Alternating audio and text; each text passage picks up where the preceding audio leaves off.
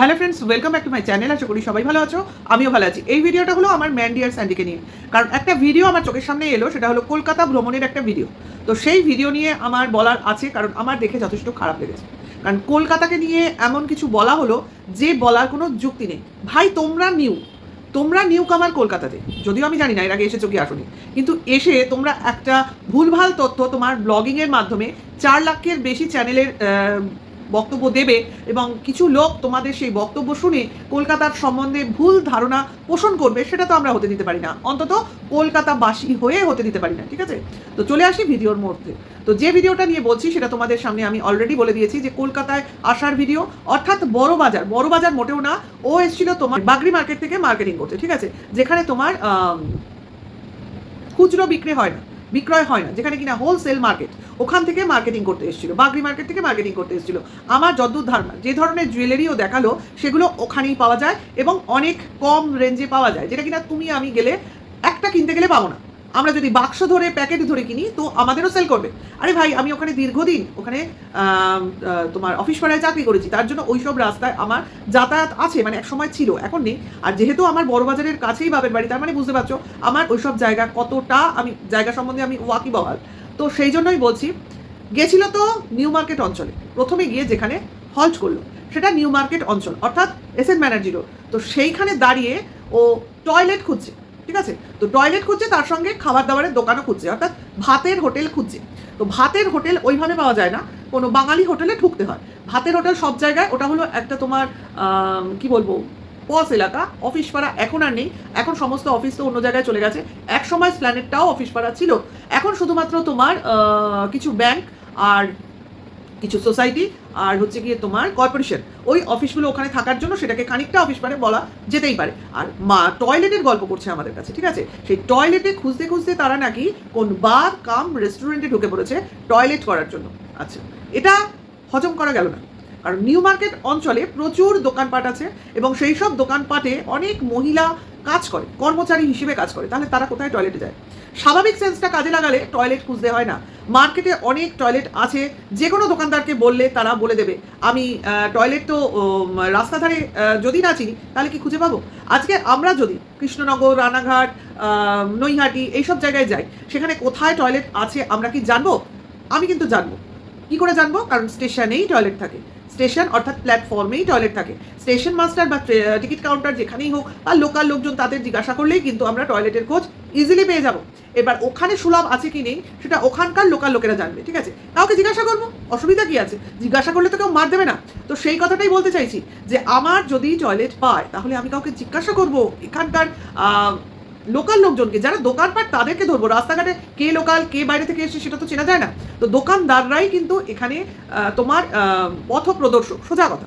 তো আমাদের কলকাতায় টয়লেটের অভাব বললে আমাদের দিদি স্বয়ং লজ্জা পাবে, কারণ কলকাতায় টয়লেট এবং পানীয় জলের অভাব অনেক দিন আগে দূর হয়ে গেছে। এই ধরনের প্রচার স্বয়ং দিদি শুনলে দিদিও ভিড়মি খাবে, কারণ একটা স্টপেজ যেতে না যেতে প্রতিটা জায়গায় সুলভের ব্যবস্থা আছে। আর ভাই, যেখানে গেছিল ওই ম্যান্ডি আর স্যান্ডি, সেখানে তো একদম ওপেন রোডের ওপর সুলভ রয়েছে। তো সেখানে মানুষকে জিজ্ঞাসা করলে অবশ্য করেই তোমায় দেখিয়ে দিত যে কোথায় সুলভ রয়েছে। তো সেখানে আমার কোথায় যেতে হলো? একটা বার কাম রেস্টুরেন্টে। ঝেড়ে কাশো না যে আমাদের ওখানে গিয়ে কিছু পান করতে ইচ্ছা হয়েছে তাই আমরা এখানে ঢুকে পড়েছি। কারণ তোমাদের ভিডিও মোটামুটি লোকজন দেখে, এবার কোথায় যাচ্ছ, কোনখানে ঢুকছো না ঢুকছো সেগুলো কিন্তু মোটামুটি যেমন আমরা বুঝতে পারছি কোন জায়গায় দাঁড়িয়ে কি ভিডিও করছো বা কি করতে চাইছো, কিন্তু তুমি সেটাকে কন্টেন্ট করতে চেয়েছো। কারণ এই বার কাম রেস্টুরেন্ট তুমি না বললে আমরা সেভাবে মন দিয়ে দেখতাম না। আবার তুমি সেটাকে আরও ভালো করে বোঝাবার জন্য যদি কেউ স্কিপ করে করে দেখে, সেটার রিস্ক না নিয়ে একদম রেস্টুরেন্টের মুখেই যে বারের বোতলগুলোর ছবি রয়েছে তার সামনে এসে ভিডিও করছো। এতটা পোকিং নেচারের ব্লগার সত্যিকারের আজকের দিনে দেখা যায় না। দেখতে পাচ্ছি এত পোকিং নেচারের ব্লগার, যে দেখো ভাই আমি কোথায় যাচ্ছি, কি করছি, কিভাবে করছি, তোমরা দেখো এবং এটাকে নিয়ে বলো। সে বলো, সে আমরা বলবো, সে ঠিক আছে, কিন্তু কলকাতার অপমান তো সহ্য করবো না যে কলকাতায় টয়লেট নেই, যেটা কিনা আর স্যান্ডি বলছে কলকাতার এটাই অসুবিধা। আরে ভাই, তুই কোথায় থাকিস সেটা তুই থাকতেই পারিস, কিন্তু কলকাতার তুই চিনিস না সেটা নিজে মুখে স্বীকার কর যে আমি চিনি না তো, বা আমরা চিনি না তো, তাই আমার এই অবস্থা হয়েছে, বা আমাদের এখানে ঢুকে পড়ে এই অবস্থা হয়েছে। আমাদের খাওয়ার ইচ্ছা ছিল না, কিন্তু আমরা এখানে ঢুকে পড়েছি, অর্ডার দিয়ে দিয়েছি কারণ আমাদের টয়লেট পেয়েছিল। এটা কোনো অজুহাত হলো না কিন্তু আমি একটা হোটেলে ঢুকলাম, আমার সেই হোটেলটা পছন্দ হলো না, সেটা আর থেকে আমি বেরোতে পারবো না? হতে পারে, এতটাও কেউ এখানে বাউন্ডেড নয়। ঠিক আছে? আর টয়লেটের অসুবিধা কলকাতা শহরে নেই, সঙ্গে জল কিনে খেতে হয় না, যে কোনো জায়গায় জলের, পানীয় জলের, ঠান্ডা জলের ব্যবস্থা করা রয়েছে। ঠিক আছে? আর গরমকালে এগুলো তো এগুলো তো এখন অ্যাভেলেবেল কলকাতায়, তার জন্যই তো লোকজনদের কলকাতায় আসলে কোনো অসুবিধা হয় না। বিশেষ করে বসার জায়গা, জায়গায় জায়গায় যাত্রী স্ট্যান্ড, প্লাস এই টয়লেট, প্লাস তোমার সুলভ, প্লাস জলের ব্যবস্থা, এগুলো তো যে কোনো বড় সমস্ত তোমার কি বলে বাস স্ট্যান্ডগুলোতে করা হয়েছে, যাতে প্রতিটা স্ট্যান্ডে কেউ না কেউ কিছু না কিছু সুবিধা ভোগ করতে পারে বা অসুবিধায় না পড়তে পারে। অনেক আগে আমাদের কি সুবিধা ছিল, যে সিনেমা হলগুলো ছিল, অনেক আগের কথা বলছি এটা, তখন এসব সুলভ বা জলের ব্যাপারটা কলকাতায় সেভাবে ছিল না। হ্যাঁ, তখন কি হতো, যে সিনেমা হলগুলো ছিল যেসব জায়গায়, সেই সব সিনেমা হলের টয়লেট ইউজ করতে দিত। আমরা এরকম অনেক হাতিবাগান বলো, গড়িয়াহাট বলো, এরকম অনেক জায়গায় মার্কেটিং করতে গিয়ে যদি টয়লেটের প্রয়োজন হতো, এরকম সিনেমা হলে ঢুকে বললেই ওরা ঢুকতে দিত। কিন্তু এখন দেয় না, এখন তো মাল্টিপ্লেক্স হয়ে গেছে না সব, কাজে সেইভাবে এখন আর ঢুকতে দিতে চায় না, কারণ সুলভের ব্যবস্থা আছে তো। যেখানে তোমার অসুবিধা সেখানে প্রতিটা লোক সাহায্য করে, কিন্তু যেখানে তোমার সুবিধাজনক ব্যবস্থা জায়গায় জায়গায়, সেখানে তো তোমার অসুবিধায় পড়তে হয় না। এটা বলা হচ্ছে একটা রং ইনফরমেশন ছড়িয়ে দেওয়া। ঠিক আছে?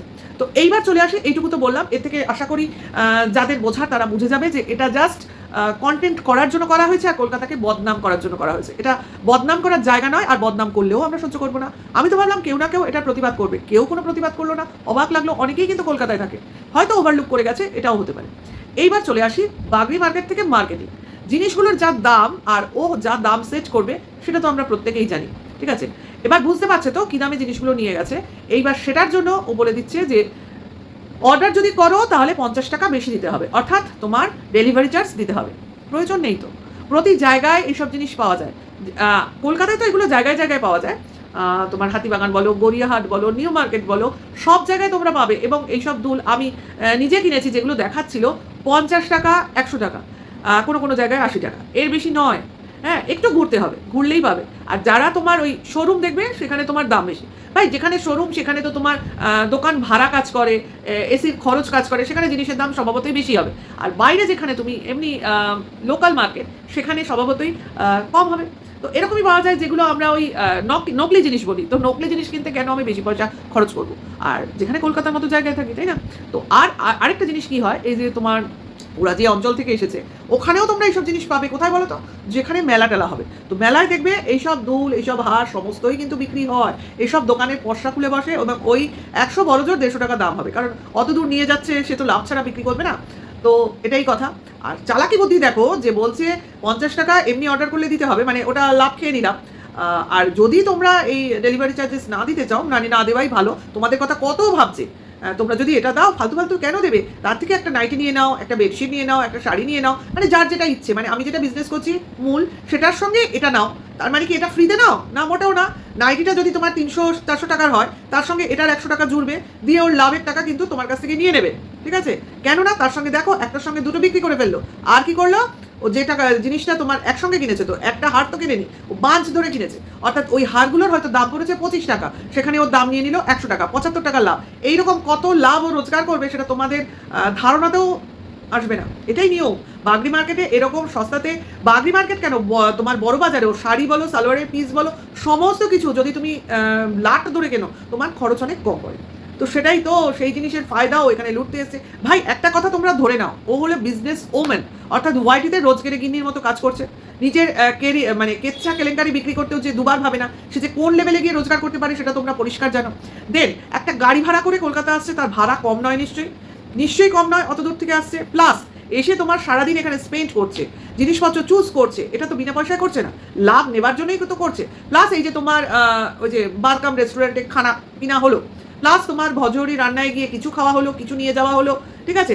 এই যে একটা চিন্তার বাইরে খরচ হলো, সেটা কি ও নিজের গ্যাটের পয়সা থেকে করলো বলে তোমার মনে হয়? নিজের রোজগারের পয়সা, অর্থাৎ ভিউয়ার্সের ভিউ প্লাস এইসব বিক্রির লাভ, সবের থেকে করলো। এটাই তো বিজনেসম্যান বা ওমেনরা এভাবেই আমাদের ব্রেন ওয়াশ করে, যে আমি তোমার জন্য এত পরিশ্রম করলাম, তোমাদের কথা ভেবে এত খুঁজে খুঁজে বেস্ট জিনিসগুলো তোমাদের জন্য নিয়ে আসলাম। ভাই, এডি পাথর বড় বাজারে ঢেলে বিক্রি হচ্ছে, ভাবা যায় এডি পাথরের দাম এত কম? জুয়েলারি হাউসগুলোতে এডি পাথর ইউজ হয়, আমেরিকান ডায়মন্ড, এগুলো ওই বাগরি মার্কেটের শোরুমে এডি পাথর বিক্রি হবে। মানে কতটা মানে তোমাদের পট্টি পড়ায় ভাই, আমরা কলকাতার লোক, আমরা খুব ভালো করে জানি। হ্যাঁ, পাথরগুলো চাকচিক্য বেশি, হ্যাঁ, তার জন্য তোমাদের ওগুলোকে এডি বলে তোমরা ভুল ভাবলেও ভাবতে পারো। কিন্তু একটা জিনিস খেয়াল করবে যে গয়নাগুলো বা যে সেটগুলো পুরো পাথরে তৈরি, ঠিক আছে, মানে পাথর ফিট করে তৈরি, তো সেই সেটটা থেকে যদি একটা পাথর পড়ে যায় তো সেটটা কিন্তু তোমার বিকল হয়ে গেল। যাই হোক, এরকম আমি অনেক জিনিস কিনেছিলাম এক সময়, মানে অল্প বয়সে এগুলো টেন্ডেন্সি থাকে, কেনার পর যে কত জিনিস পড়ে রয়েছে ওই পাথরবিহীন হয়ে, মানে পরে আর কাজে লাগে না। তার মানে কি লোকে এগুলো কিনবে না? অবভিয়াসলি কিনবে, কিন্তু যারা অতিরিক্ত লাভের আশা করে তো তাদের কাছ থেকে তো কেনা একদমই উচিত না। এগুলো যদি ও কিনে এনে ওর মতো করে বিক্রি করতো, আমার কোনো বলার কিছু ছিল না। কিন্তু এটাকে কিভাবে বিক্রি করতে চাইছে, এটার সঙ্গে ওটা কিনলে তবে আমি ডেলিভারি চার্জেস নেবো না। কতগুলো লাগে ডেলিভারি চার্জেস ভাই ওখান থেকে দিতে? এক একটা হারে বলছে 50 টাকা ডেলিভারি চার্জেস। মানে এর এইরকম খাওয়া দাওয়া করেও লোক মিটছে না, আরও খাবো। দেখো, যেদিনকে গেল সেদিন বিরিয়ানি থেকে, চাউমিন থেকে, ডাব চিংড়ি থেকে, কাঁকড়া থেকে, মাশরুম থেকে দুনিয়া কিনে খেয়ে বেড়ালো। পরদিন কি করলো, তার শরীর খারাপ, মাটন রান্না করা মাটন অর্ডার দিয়ে দিল। বুঝতে পারছো তো? তার মানে এর কাছে পয়সাটা পয়সা নয়, হাতের ময়লা খরচ করলেই হলো। আরে ভাই, আমি খাটছি, আমাকে দেখিয়ে আমার পরিবারকে দেখিয়ে বিক্রি করে আমি ভিউয়ার্সের এন্টারটেন করছি, তো আমি ভিউজ নেবো না, ইনকাম করবো না? হতে পারে? তো এই হলো ম্যান্ডি আর স্যান্ডি, আর ওই হলো ম্যান্ডি আর স্যান্ডির দিদি ভাই, যে কিনা বর বেচুনি। বুঝতে পারছো তো? তার মানে এদের মধ্যে কতটা কন্ট্যাক্ট বা মিল থাকলে ওই রকম সম্পর্ক তৈরি হতে পারে। যাই হোক, সবই মানে একই গোয়ালের গরু আর কি। এই ম্যান্ডি স্যান্ডি বলো, ওদিকে বর বেচুনি বলো, ওদিকে ফারিয়া, এরাই বলো, সব এক। নিজেদের বিক্রি করতে দুবারও ভাবে না, মানে প্রেস্টিজ তো নেই, বাদ বাকি যেগুলো রয়েছে পুরোপুরি একদম লোভে ভর্তি, আরও চাই, মানে আরও খাবো। এরা কত খাবে? মানে যাদেরই দেখেছি ফ্যাটি লিভার, তাদেরই মানে লোভ বেশি। মানে ফ্যাটি লিভার থাকলে মনে হয় বেশি দিন তো খেতে পারবো না, কে নি যতটা পারি গান্ডে পিন্ডে গিলতে পারি। যাই হোক, ভিডিওটা এটুকুই রইলো। কলকাতাকে নিয়ে বললে ভাই আরও বলবো, কিন্তু ভাই তুমি যেটা জানো না, যেটা সঠিক ওয়েতে চেনো না, তো সেটাকে নিয়ে বাজে কথা বললে তো হজম করা যাবে না। তো এটার জন্য এই ভিডিওটা, বাদ বাকি অন্য কিছুর জন্য নয়। আর যার বিজনেস তার কাছে, কিন্তু লোক ঠকানো বিজনেস সহ্য করা যাবে না। কারণ জিনিসের দাম আমরাও জানি। ভাই দেখেছো, জিনিসের দাম বললো না ডাইরেক্ট, হোয়াটসঅ্যাপে যোগাযোগ করো, সেখানে বলবো। ভারী হয়ে গেছে, কোনো প্রয়োজন নেই। ভিডিওটা এখানে রাখলাম, নেক্সট ভিডিওতে আবার দেখা হবে। এখনকার জন্য এইটুকু। সবাই ভালো থেকো, সুস্থ থেকো, ভালো লাগলে লাইক কমেন্টস করো। Tata, by.